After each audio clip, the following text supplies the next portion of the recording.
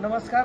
पुणे जिल्हा खान व क्रशर उद्योजक संघाची आज तातडीची बैठक आत्ताच पार पाडलेली आहे.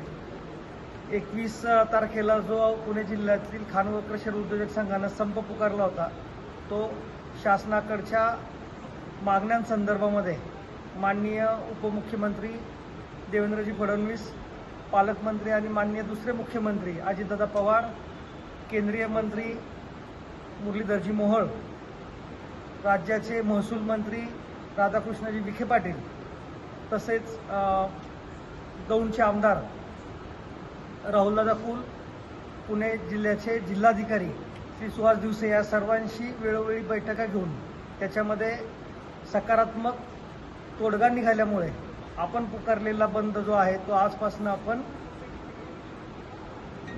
मागे घेत आहोत.